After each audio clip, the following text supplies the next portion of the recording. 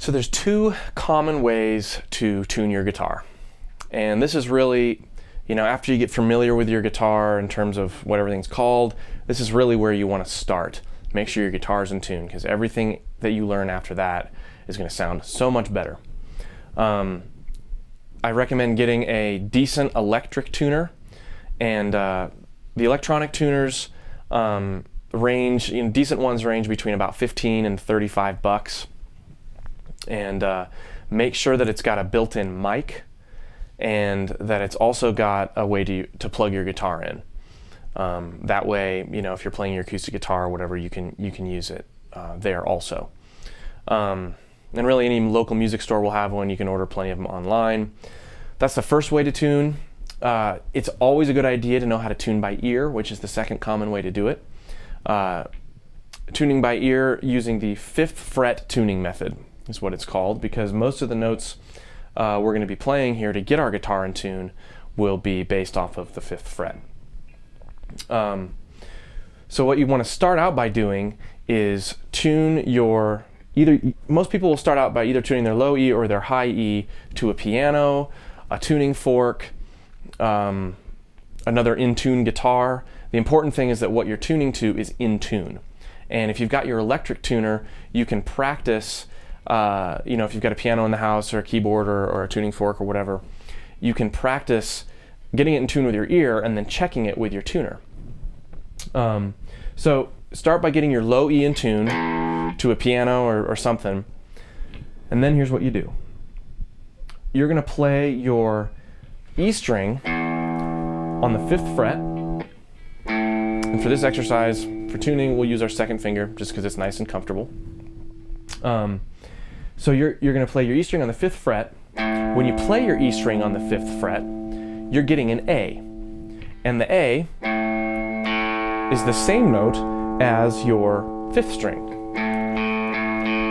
So if you're tuning, if your guitar is set up correctly, these should be exactly the same note. If they're not, you adjust your tuners. Now here we've got, on this guitar, we've got my E string, A string, and D string tuners up here, and we've got my G, or we've got my E, B, and G tuners down here. So 5th fret, 2nd finger, E string gives you an A. Since we know my E is in tune, I'll be adjusting my A string until they're the exact same note, which thankfully I've tuned for the both of us. Thankfully I've tuned at the beginning of this lesson. Next, you're going to put your 2nd finger on the 5th fret on your A string, and you're going to get a D, which is the same name, a note name, as your D string. So those should be in tune. You're going to go to the next set of strings then after you've adjusted that. Play your D string on the 5th fret. You should, and then that should be a G. Okay? Now there's a little bit of a hiccup here. Because of the way the guitar is tuned, when you're going down to the G string and you're comparing it with the B string, your B note on your G string is actually going to be on the 4th fret instead of the 5th fret. So you're going to be on the 5th fret the whole time here, but when you get to the G, you're going to play on the 4th fret. That's a little bit off. So here, bringing it up just a little bit. It's a little bit closer. So now that I've gotten those in tune, I'm going to come down here and we're going to go back to the 5th fret on my B string, which gives me an E. And that also is off. There, that's a little bit better. So again, first 5th fret, 2nd finger, bring these all the way down the strings, comparing each note. 4th fret when you get to the G string to adjust your B string, and then back to the 5th fret for your E.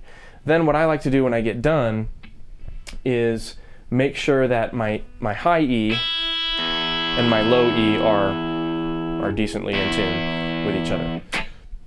So that's the 5th fret tuning method. And like I said before, if you can go back and forth as you're learning this method, and to help train your ear, start by playing with a piano or with a guitar or whatever and tuning that way, and then double check yourself with your electronic tuner.